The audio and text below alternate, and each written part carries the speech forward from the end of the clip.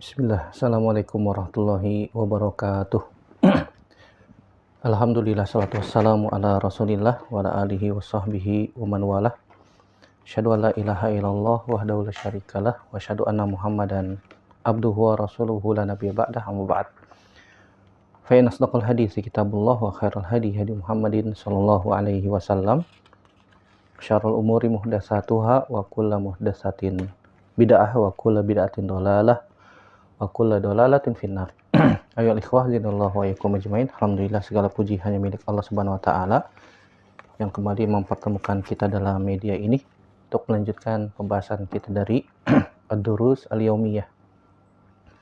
Salat dan salam senantiasa teriringkan kepada Nabi kita Muhammad sallallahu alaihi wasallam, kepada keluarga, sahabat, dan tidak lupa kita sebagai umatnya sampai kiamat kelak. Pada kesempatan kali ini kita sekarang masuk pelajaran yang ke-327. Itu kita akan bahas tentang istikharah dan musyawarah.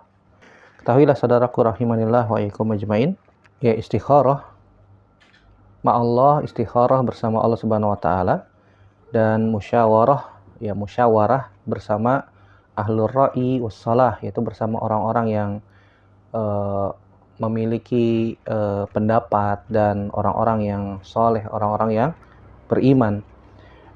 Sebagaimana kita ketahui bahwasanya manusia itu memiliki keterbatasan, memiliki kekurangan, dan manusia itu adalah makhluk yang lemah, sebagaimana dikatakan oleh para ulama, di antaranya Syekh Muhammad bin Shalih Al-Utsaimin rahimahullah ta'ala dalam Syarah Riyadhus Shalihin di jilid yang keempat halaman 159, bahwasanya terkadang manusia memiliki permasalahan-permasalahan yang cukup rumit, yang cukup berat, sehingga dia tidak bisa memutuskan perkara itu sendiri.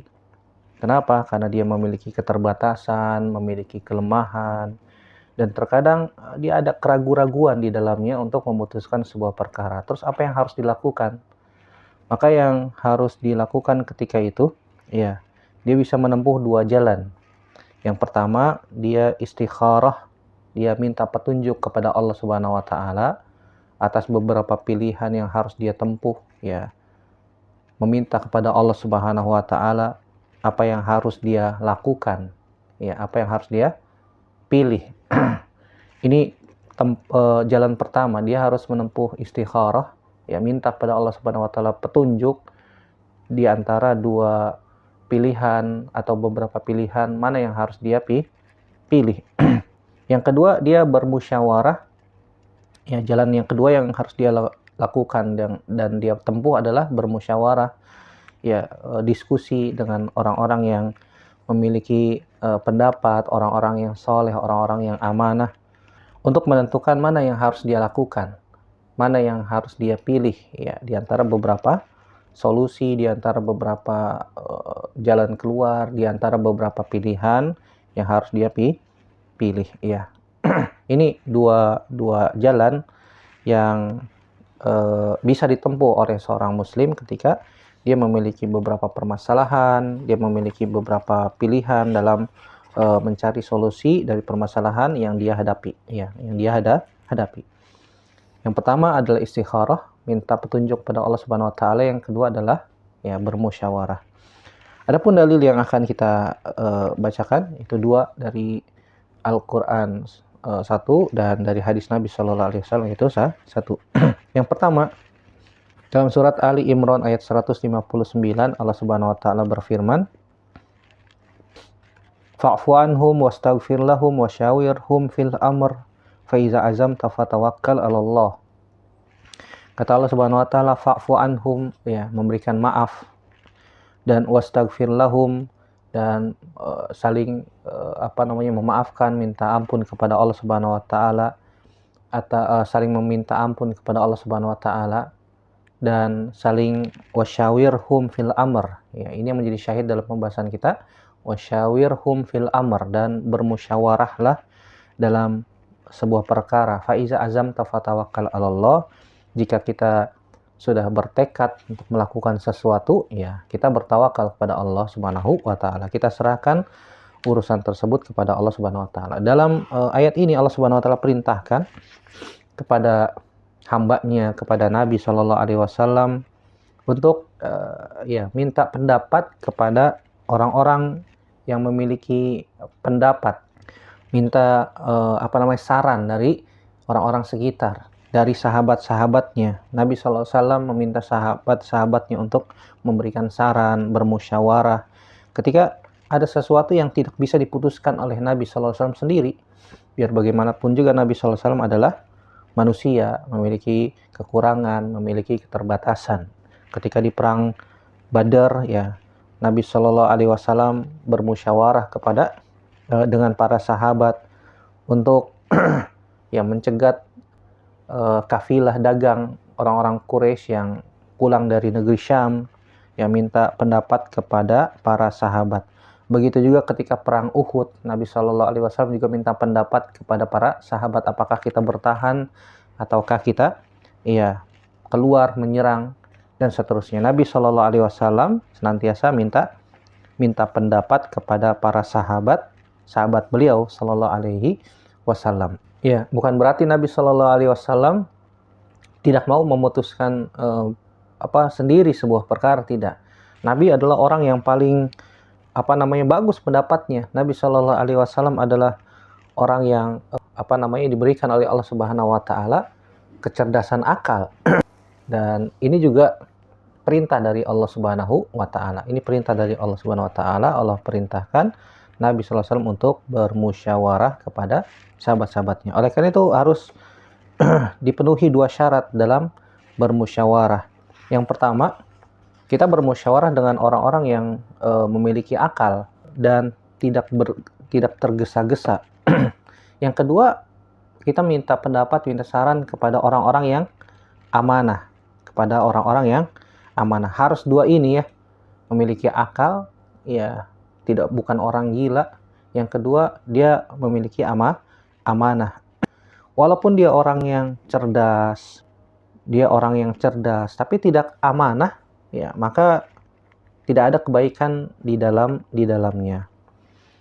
Dan orang-orang tersebut tidak bisa dijadikan teman untuk bermusyawarah. Kenapa? Karena dia tidak amanah. Walaupun orang itu cerdas, walaupun dia memiliki pendapat yang bagus. Kenapa demikian?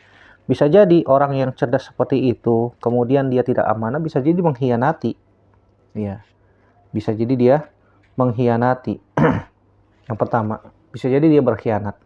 Yang kedua, bisa jadi dia akan memberikan saran yang di dalamnya terdapat mudorot. Kenapa? Karena tidak amanah. Yang ketiga, dia akan memberikan saran, dia akan memberikan pendapat yang di dalamnya tidak ada kebaikan. Kenapa? Tidak amanah. Sehingga apa yang terjadi? Yang keempat, yang terjadi adalah kerusakan. Kerusakan. Maka harus orang yang memiliki akal, cerdas mungkin, dan juga amanah. Begitu juga orang yang misalnya ada orang yang soleh, amanah, tapi dia nggak cerdas, misalnya dia lalai, dia tidak mengetahui sebuah perkara itu seperti apa, wakinya seperti apa.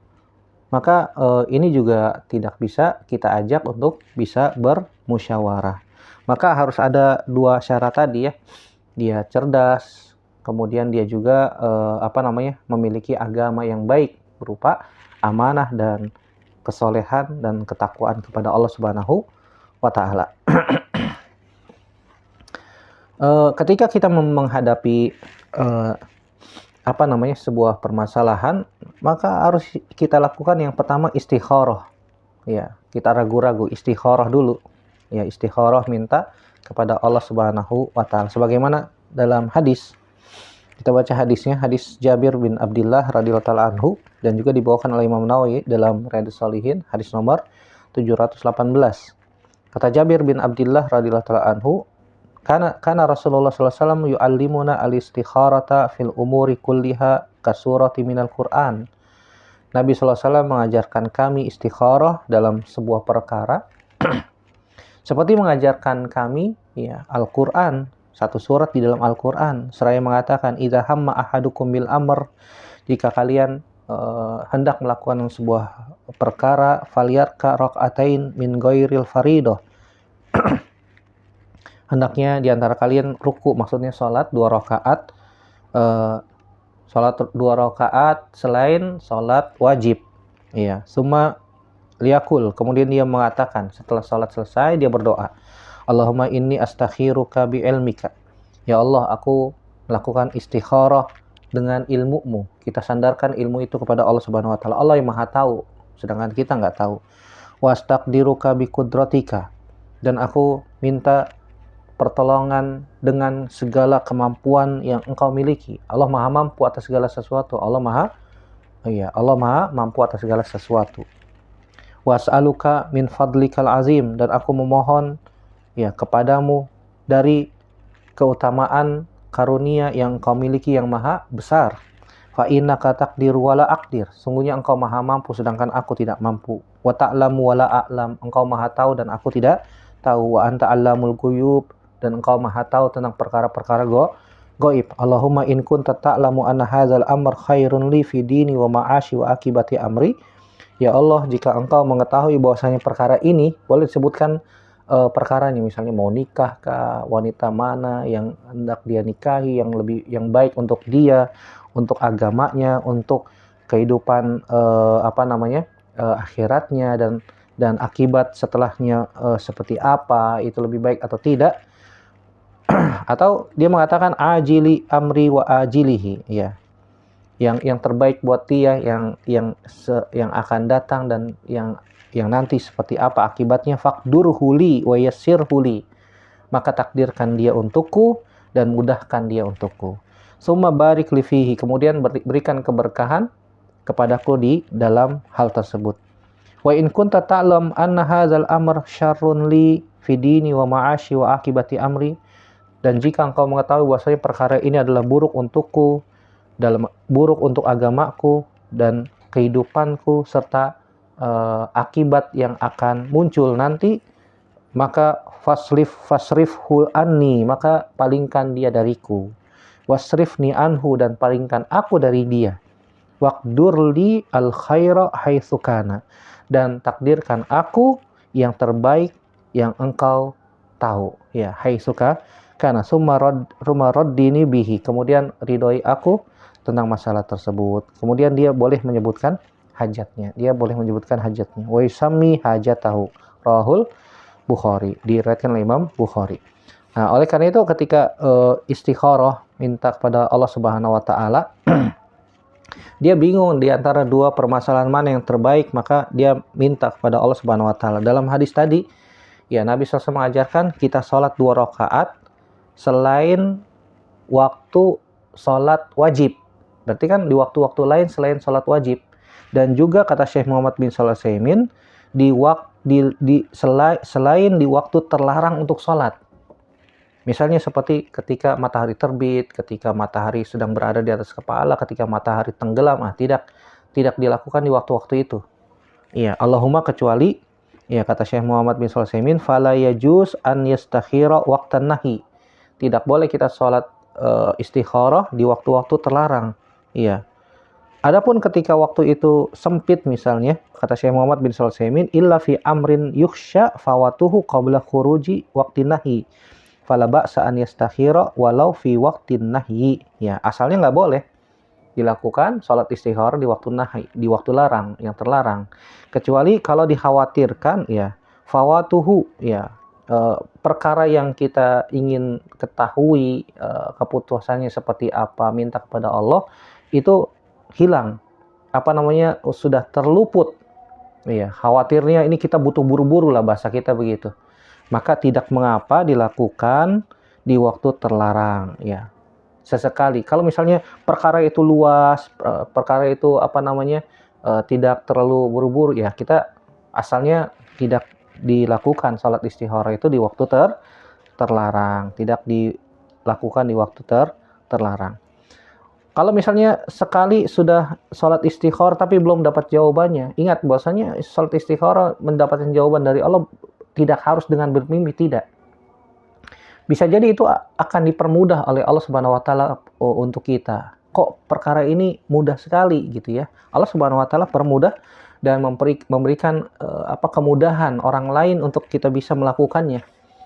Bisa jadi dari perantara orang-orang terdekat, orang-orang sekitar kita, kok mudah sekali. Berarti itu adalah kemudahan. Berarti itu adalah jawaban dari Allah Subhanahu wa taala. Tapi kalau ternyata kita ingin melakukan perkara A, kok kayaknya ini susah ya, kok ini berat, ada aja halangannya, ada aja rintangannya, berarti itu jawaban dari Allah. Bahwasanya itu tidak baik untuk kita. Bahwasanya itu tidak baik untuk kita. Kalau misalnya udah istikharah sekali, belum ada jawaban, istikharah 2 kali, belum ada jawaban, istikharah ketiga kali, tidak ada jawaban, ngambang ini mudah atau tidak, ya ngambang, maka sampai 3 kali, salasan. Ya, salasan. Sebagaimana riwayat Imam Muslim dalam Kitabul Jihad hadis nomor 1794 ya. Setelah kita salat istikharah 3 kali, berdoa minta kepada Allah Subhanahu wa taala, kemudian kita baru musyawarah. Ya, kita baru musyawarah. Sebagaimana yang dijelaskan oleh Syekh Muhammad bin Sulaiman, mana yang didahulukan, musyawarah dulu apa istikharah dulu? Maka yang sahih Allahu a'lam bishawab, ya kita istikharah dulu.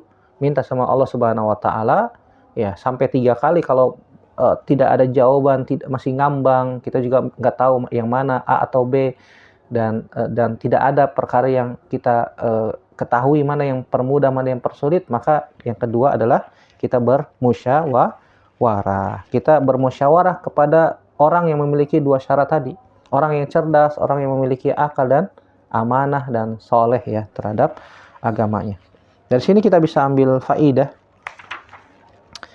bahwasanya istikharah itu bisa pada suatu perkara yang wajib atau perkara yang sunnah. Ya, bisa perkara yang wajib ataupun perkara yang sunnah, apa saja. Ya, apa saja perkara-perkara yang wajib ataupun yang sunnah.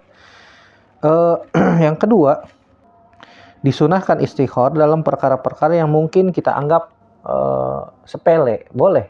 Ya, kita istikharah minta petunjuk kepada Allah Subhanahu wa taala. Yang ketiga, ini syiddatu hirsin Nabi sallallahu alaihi wasallam. Nabi sallallahu alaihi wasallam sangat semangat untuk mengajarkan kepada para sahabat, ya, mengajarkan para sahabat untuk melakukan istikharah, yaitu sholat dulu minta petunjuk kepada Allah Subhanahu wa taala, minta petunjuk kepada zat yang maha tahu, itu Allah Subhanahu wa taala. Faedah yang selanjutnya yang bisa kita ambil, yu'akhirud du'a anis sholat, ya. Doanya itu setelah sholat, bukan di dalam sholat, sebagaimana dikatakan oleh Syekh Salim bin Eid Al-Hilali hafizahullahu ta'ala. Yang selanjutnya, kita wajib mengembalikan seluruh perkara itu kepada Allah Subhanahu wa ta'ala. La haula wala quwata illa billah, tidak ada daya dan tidak ada kekuatan kecuali hanya milik Allah Subhanahu wa ta'ala. Selanjutnya yang perlu diperhatikan, sebagian orang menganggap bahwasanya jawaban istikharah itu harus dengan mimpi. Nah, ini tidak harus, ya, tidak harus. Begitu juga ada sebagian manusia yang mensyaratkan kalau mau istikharah itu dia harus tidur dulu, ya, kemudian sholat, kemudian berdoa. Nah, ini tidak wajib, tidak wajib dan tidak harus, ya, tidak harus demikian.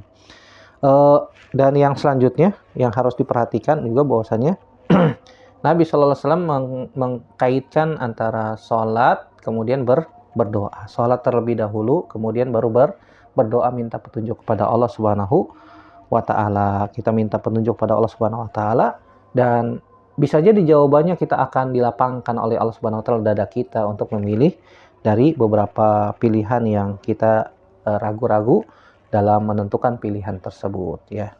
Semoga Allah Subhanahu wa ta'ala memberikan pada kita ilmu yang bermanfaat, dan semoga Allah Subhanahu wa ta'ala juga memberikan pada kita jalan keluar, kemudahan, jawaban dari apa yang kita hadapi berupa permasalahan-permasalahan hidup, ya.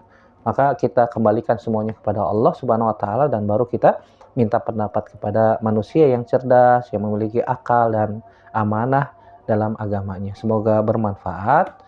Yang benar datangnya dari Allah Subhanahu wa ta'ala saja, yang salah murni dari saya pribadi. Kita bertaubat kepada Allah Subhanahu wa ta'ala dari kesalahan kita. Aku qouli hadza astaghfirullah li wa lakum. Subhanaka Allahumma bihamdik, asyhadu an la ilaha illa anta astaghfiruka wa atubu ilaik. Assalamualaikum warahmatullahi wabarakatuh.